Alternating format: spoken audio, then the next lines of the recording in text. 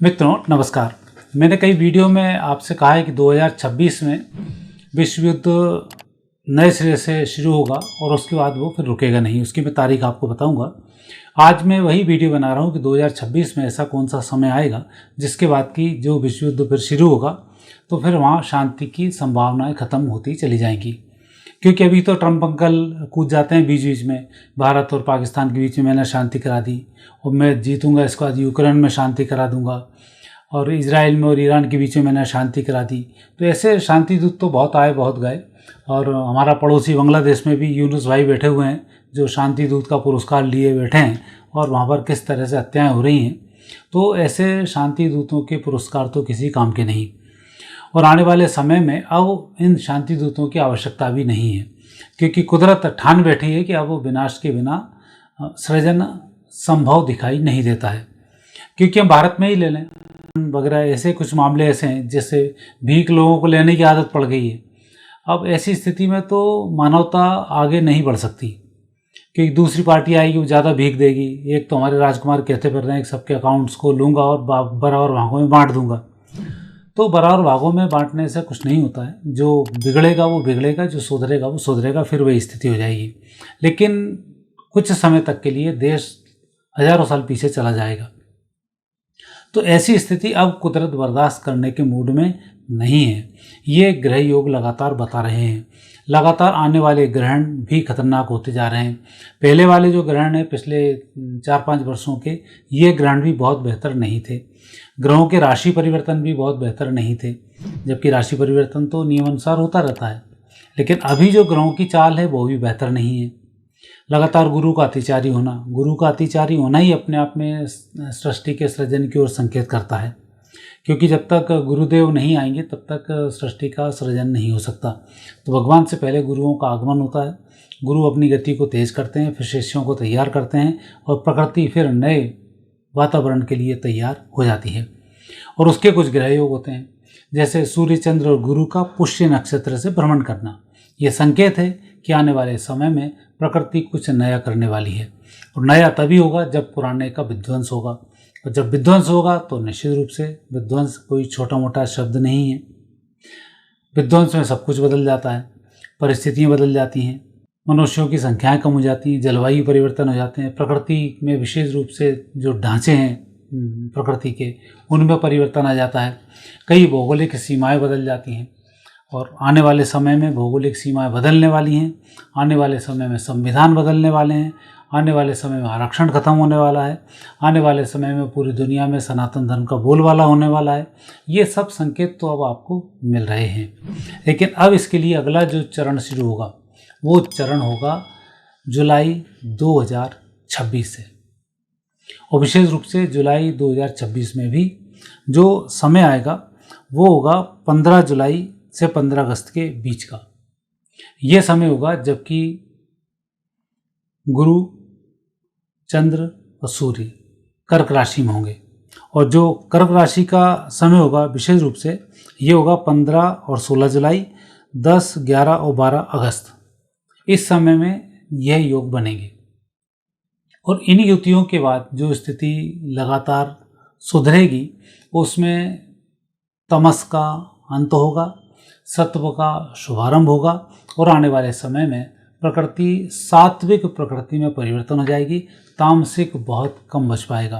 तो तामसिक लोग, तामसिक मानसिकता के लोग, तामसिक चीज़ें बहुत कुछ नष्ट आने वाले समय में होने वाली हैं। ये संकेत प्रकृति में मिल रहे हैं।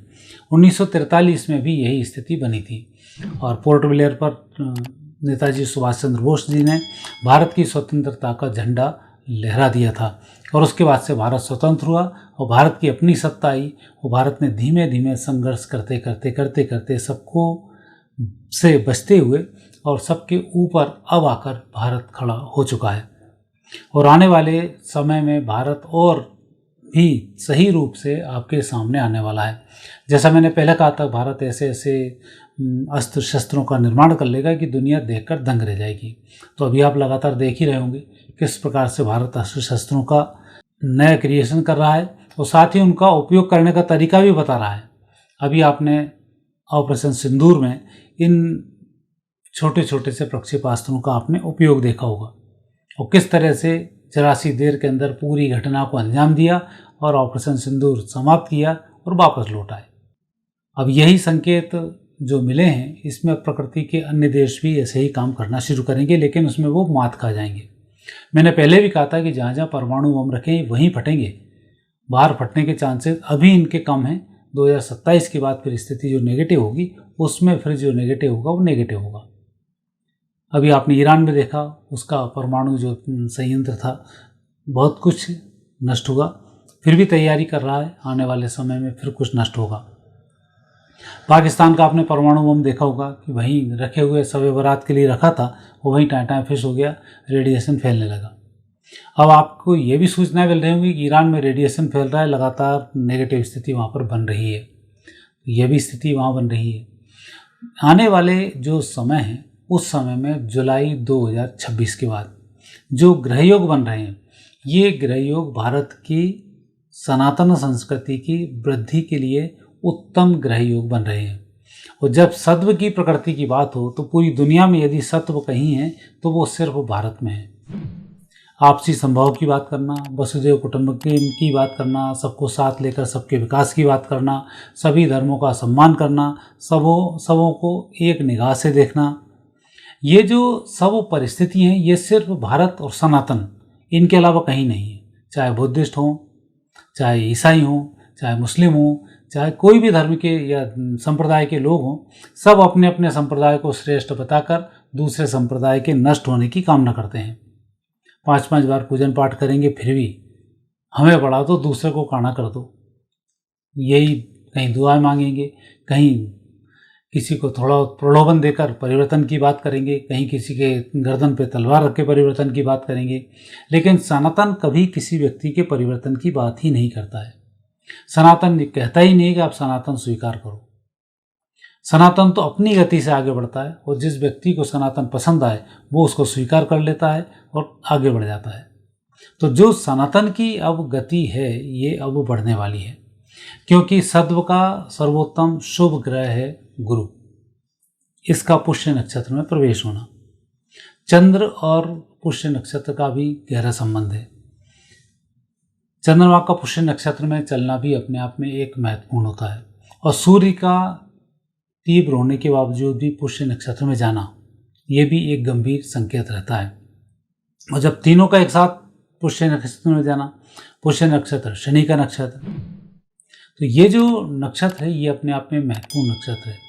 और जो शनि है पुष्य नक्षत्र वाला, ये जो शनि है ये न्याय का शनि है, न्याय का देवता शनि है, जो गुरु के साथ जुड़कर अपने न्याय की एक अलग कहानी लिखता है, चंद्रमा के साथ मिलकर एक अपनी अलग कहानी लिखता है, और सूर्य का पुत्र होने के नाते सूर्य के साथ जुड़कर एक अपनी अलग कहानी लिखता है। लेकिन इन तीनों में कॉमन जो होता है वो पुष्य नक्षत्र और शनि होता है, और जो सृजन के लिए सबसे महत्वपूर्ण माना जाता है। क्योंकि जब आपको विध्वंस करना हो तो कोई नेगेटिव पात्र होना चाहिए, तभी वो विध्वंस कर पाता है। और ऐसे समय में जब शनि अपने स्वरूप को लेकर आएगा, और इसीलिए लोग मीन राशि के शनि की बात कर रहे थे, और ये मीन राशि का जो शनि है वो जुलाई और अगस्त 2026 के महीने में पूर्ण जागृत होकर अपनी विनाश लीला का शुभारंभ करेगा। ऐसे ग्रह योग अब संकेत देते हैं। तो आने वाला जो समय है वो समय अब भारत के विश्व विजय का समय है, और ऐसा जो प्रतीत हो रहा है वो प्रतीत हो रहा है प्रकृति के परिवर्तन को देखते हुए। और प्रकृति के जो विनाश अभी शुरू हुआ है, लगातार युद्ध की चिंगारियाँ जल रही हैं, नाना प्रकार के अस्त्र शस्त्र बनाए जा रहे हैं, और सब लोग, पूरी दुनिया के लोग विध्वंस की ओर आगे बढ़ रहे हैं। कोई सृजन के चक्कर में नहीं है। भारत ही एकमात्र ऐसा है जो विध्वंस की बात भी करता है तो सृजन की भी बात करता है। विध्वंस की बात तब करता है जब कहीं कुछ नेगेटिव स्थिति हो, तब भारत विध्वंस की बात करता है, अन्यथा भारत सृजन की बात करता है। भारत के प्रधानमंत्री हैं, जगह जगह जाते हैं, शांति की बात करते हैं और लोगों को शांति की अपील भी करते हैं, और लोगों पर वो उसका असर भी होता है। तो छोटे छोटे जो देश हैं वो भारत के साथ अपने आप ही जुड़ते जाएंगे, और आने वाले समय में जो एक आका बने हुए हैं, अपराध की श्रेणियों में घुस रहे हैं लेकिन अपने आप को दानवीर बता रहे हैं, ऐसे अंकल सैम की स्थिति नेगेटिव होने वाली है। सियार की तरह, गीदड़ों की तरह जो मुंह बनाकर बैठे हुए हैं कि कोई कोल आए और हम उसको निगलें, ऐसे चीन भी नेगेटिव स्थिति को जा रहे हैं। पुतिन की यहाँ पर स्थिति अलग है, क्योंकि पुतिन का जो अवतार है वो अपने आप में परिवर्तन का अवतार है। वो ऐसा नहीं है। पुतिन की माता जी भी एक समय में मृत घोषित हो चुकी थी, मृत प्राय थी, लेकिन धीमे धीमे उनके अंदर जागृति आई, वो जागृत हुई, उसके बाद पुतिन का जन्म हुआ। तो ऐसे संघर्षों के बाद जो व्यक्ति पैदा होता है तो वो भी फिर अपने आप में अनूठा होता है। तो उस दृष्टि से हम यदि रूस की बात करें, व्लादिमीर पुतिन की बात करें, तो ये एक उत्तम योग के नेता हैं जो मात खाने वाले नहीं हैं। और यदि हम नरेंद्र मोदी जी की बात करें तो इनके बारे में मैंने वीडियो बनाए हैं, उन्हें आप देख सकते हैं। बार बार कोई प्रशंसा करना बहुत बेहतर नहीं होता है, और ऐसे समय में जब पूरी नेगेटिव स्थिति दुनिया की चल रही हो, तो मोदी जी भी यहाँ पर सहायक सिद्ध होने वाले हैं। और बाकी के जो देश हैं ये बहुत तेज़ी के साथ नष्ट होने वाले हैं।